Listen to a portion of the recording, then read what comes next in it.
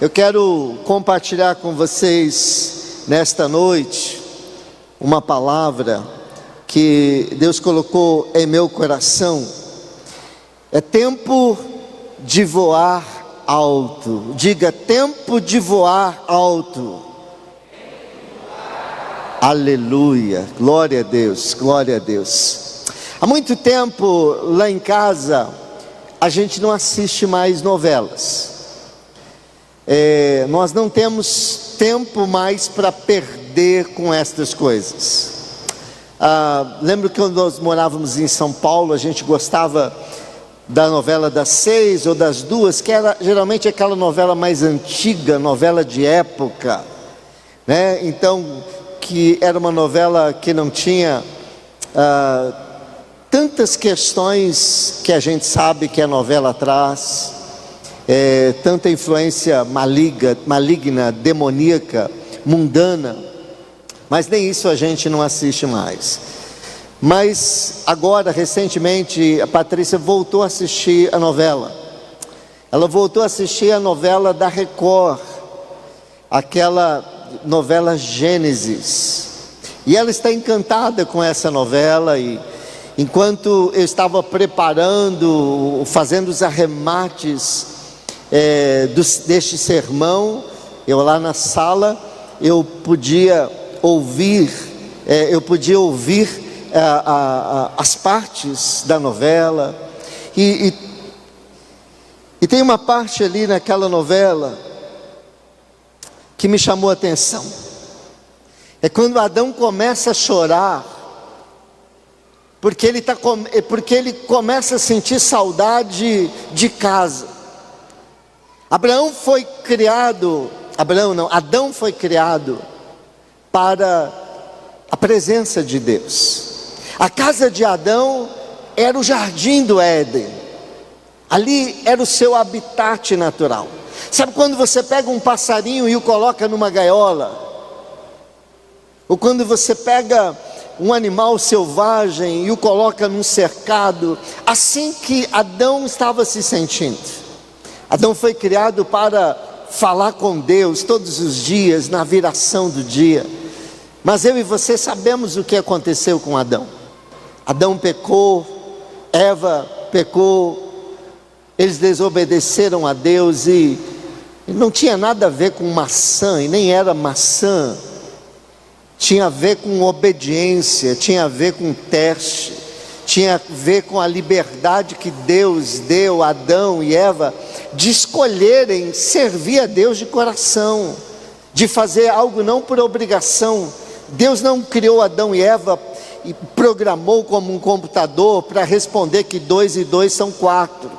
Adão e Eva foram criados com liberdade para dizer que 2 e 2 são 5, ainda que sejam 4. E eles decidiram dizer que 2 e 2 são 5. Decidiram se afastar de Deus, decidiram desobedecer a Deus, decidiram acreditar na serpente, na palavra da serpente e não na palavra de Deus. E eles foram expulsos do jardim, eles foram expulsos do Éden. E numa das cenas da novela, eu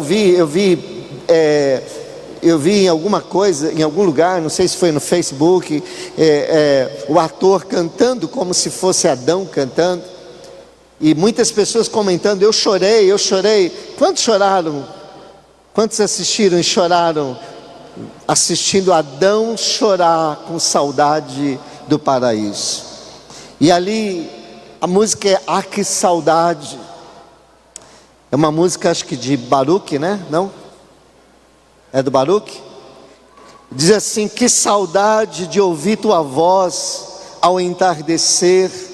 Ah, que vontade de voltar ao jardim da inocência.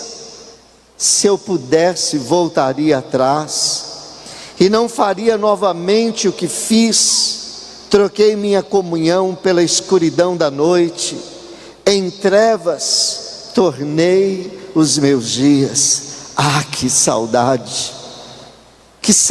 de ouvir tua voz ao entardecer. Ah, que vontade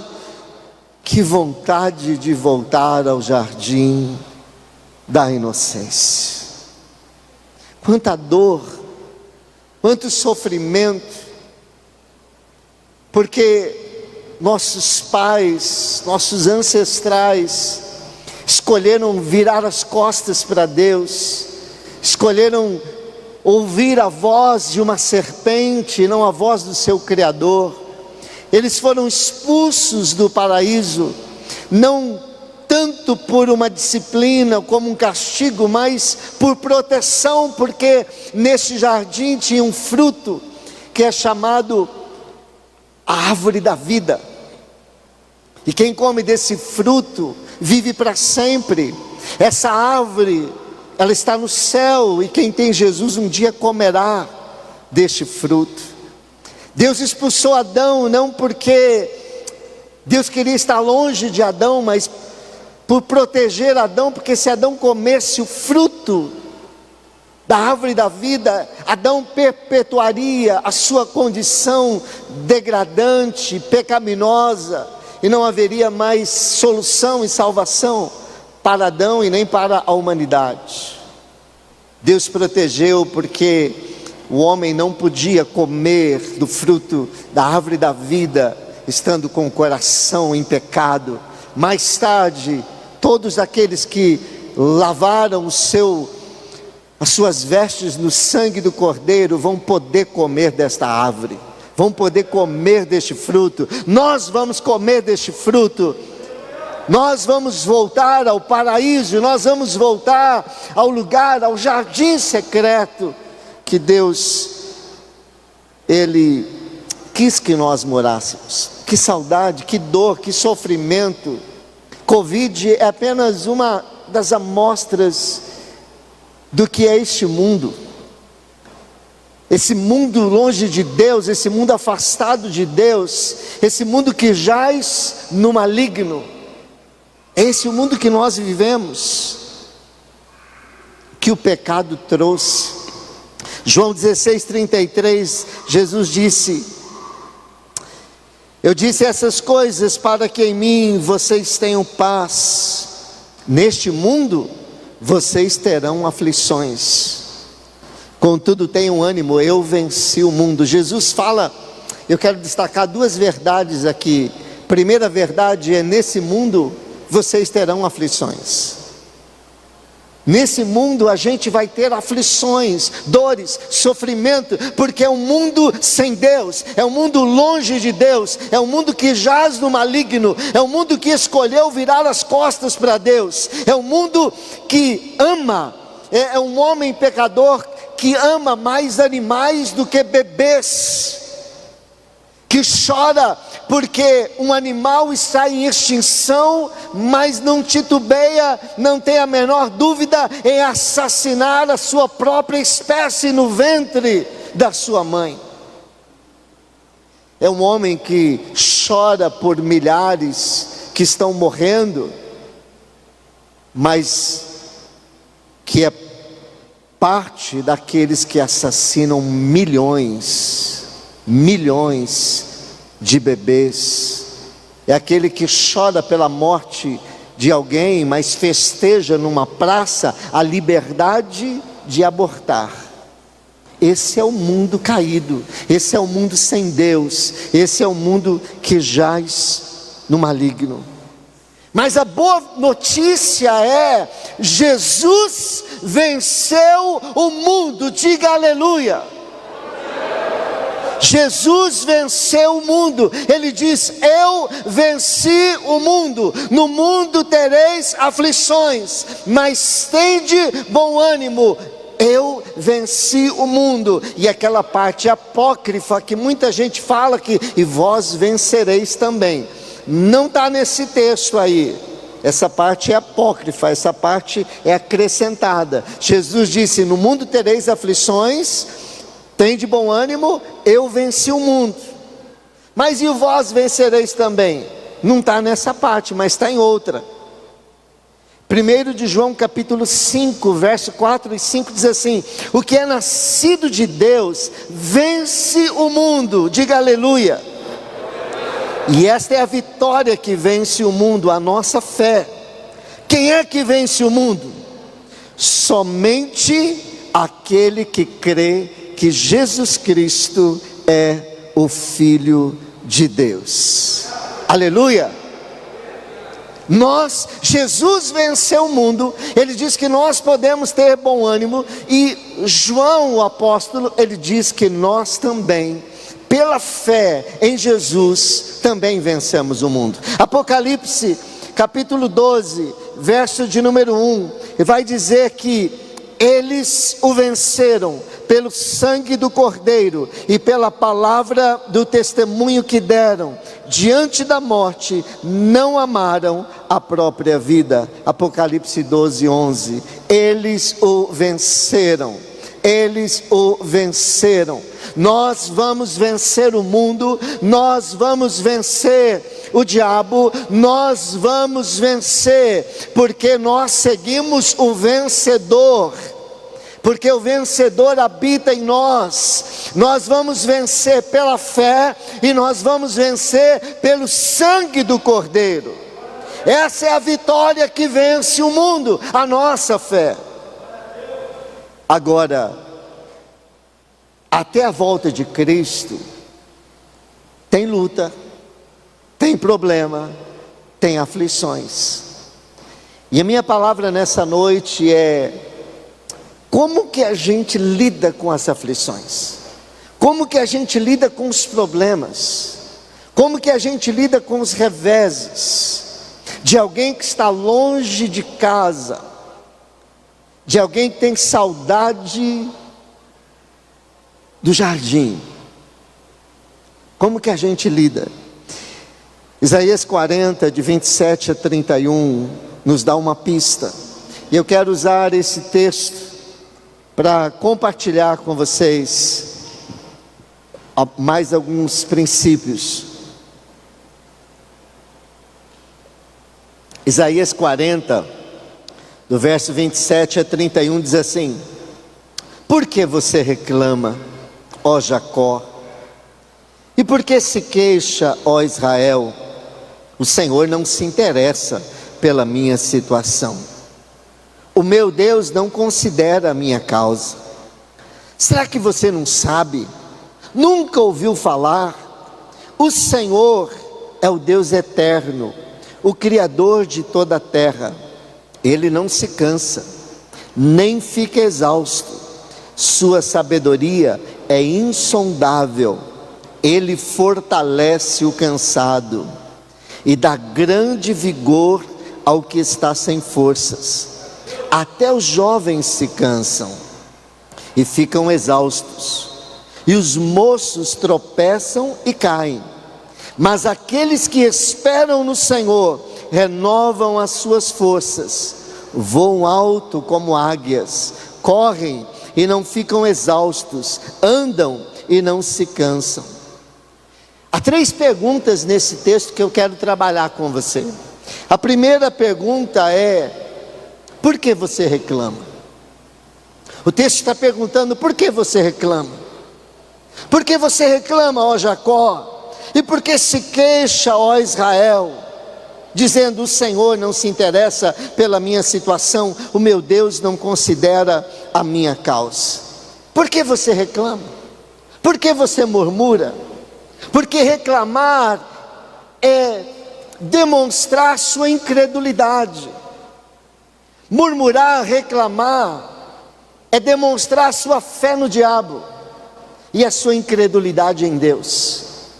Deus está perguntando para nós: por que nas provas, por que nas lutas, e por que até mesmo nas correções, a gente é tão incrédulo, a gente é tão infiel, que a gente começa a murmurar e a reclamar. A pergunta de Deus para você nessa noite e para mim é: por que você reclama? Por que você murmura? Por que você reclama, ó Jacó? Por que se queixa, ó Israel? O Senhor não se interessa pela minha situação. O meu Deus não considera a minha causa. A segunda pergunta que eu quero considerar com você nessa noite é: você não sabe quem Deus é? O verso 28, ele diz assim: Será que você não sabe? Nunca ouviu falar? O Senhor é o Deus eterno, o Criador de toda a terra. Ele não se cansa, nem fica exausto. Sua sabedoria é insondável. Querido, nós ficamos firmes quando nós conhecemos a Deus. Diante das provas, diante das lutas, é o nosso conhecimento de Deus que está sendo provado. É por isso que Jó, ele vai dizer: eu sei que o meu Redentor vive. Essa palavra eu sei é também a palavra eu conheço. Paulo, o apóstolo Paulo, ele vai dizer: eu sei em quem tenho crido. Eu conheço Deus, eu sei quem tenho crido, eu sei que está difícil, mas eu sei que o meu Redentor por fim se levantará sobre a terra. Eu sei que pode não ter vacas nos currais, como diz Abacuque.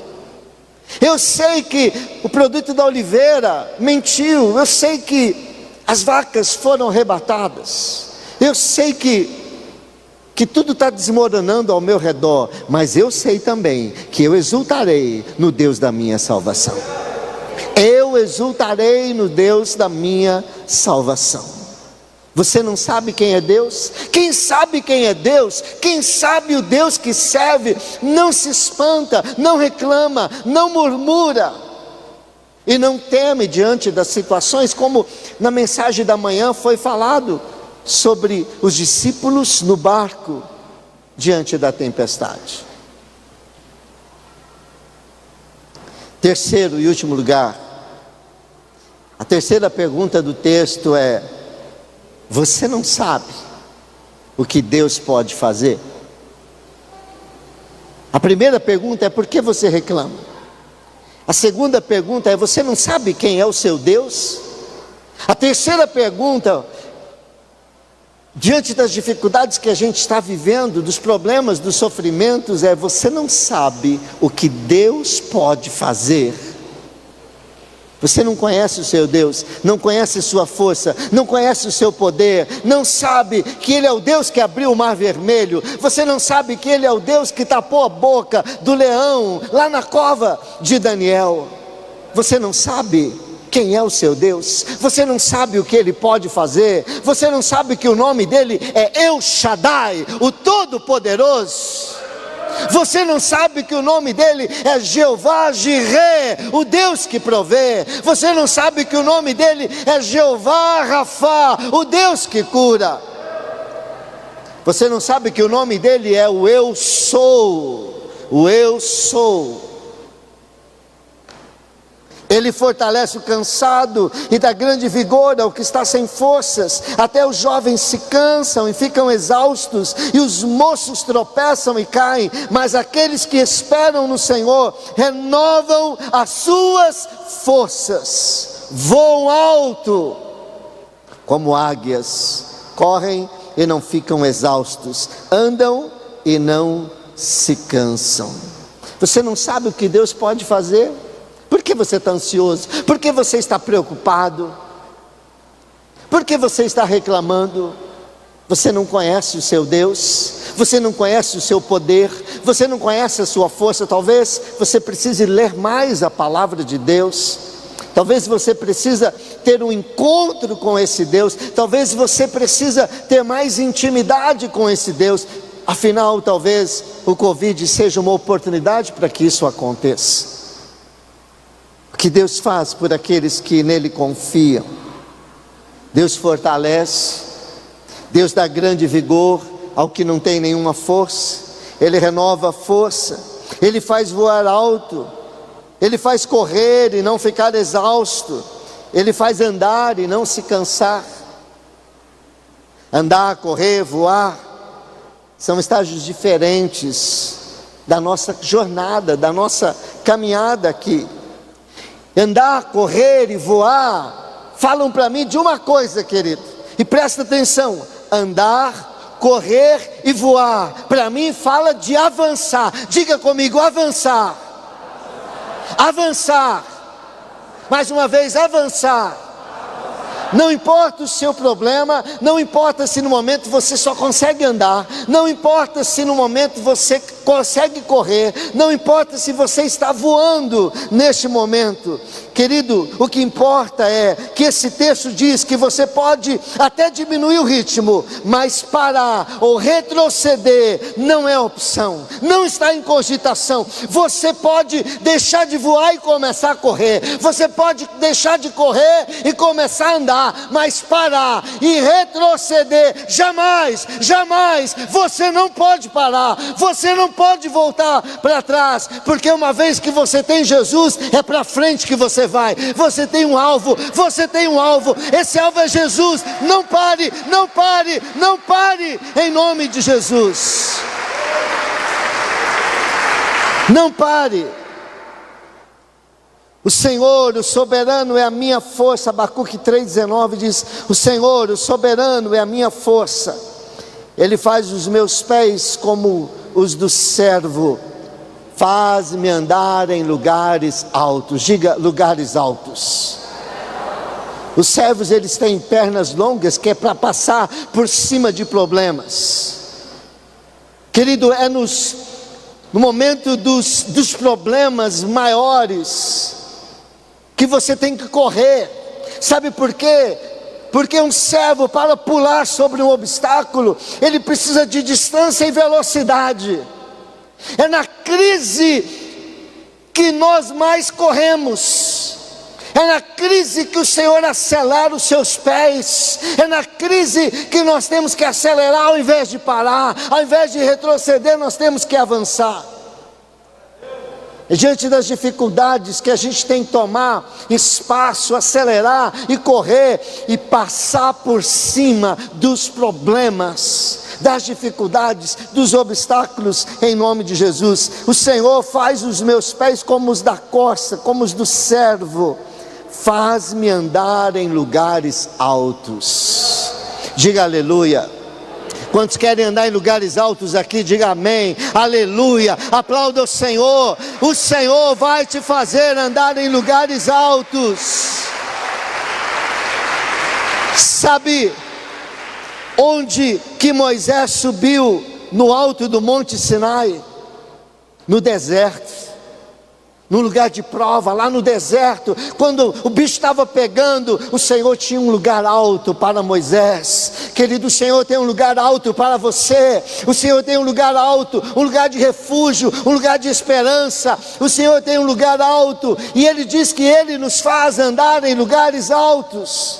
A Bíblia diz: aquele que habita no esconderijo do Altíssimo vai se abrigar debaixo das suas asas. E o esconderijo do Altíssimo, querido, é no alto. Esse texto que nós lemos, ele diz que nós vamos voar altos como águias. As águias não voam no raso, no baixo. As águias não fazem voos rasteiros. As águias voam nas maiores alturas. Você veio do Criador, você veio do El Elyon, você veio do nosso Deus El Shaddai, o Todo-Poderoso. Você veio de Elohim, o Altíssimo, você veio do alto, você veio do sopro da boca de Deus, você veio do alto, e é no alto que é o nosso refúgio, é na presença de Deus que é o nosso refúgio, e Ele é aquele que te leva para lugares altos. O teu refúgio está no Altíssimo, o teu refúgio está nos lugares altos, e é neste lugar que você vai encontrar o refúgio do Senhor. Faz-me andar em lugares altos.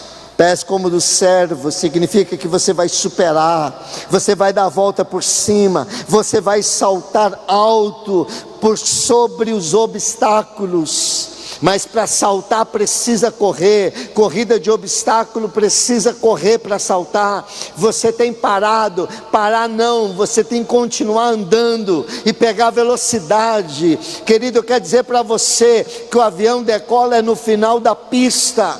O avião não decola no começo, ele precisa pegar velocidade, ele não pode parar. É lá no final da prova que você vai decolar, que você vai chegar nos lugares altos. Então não pare, em nome de Jesus. Nos tempos mais difíceis e diante dos maiores obstáculos, é o que o Senhor nos faz correr e voar alto. Eu quero dizer para você, é tempo de voar alto. É tempo de voar alto.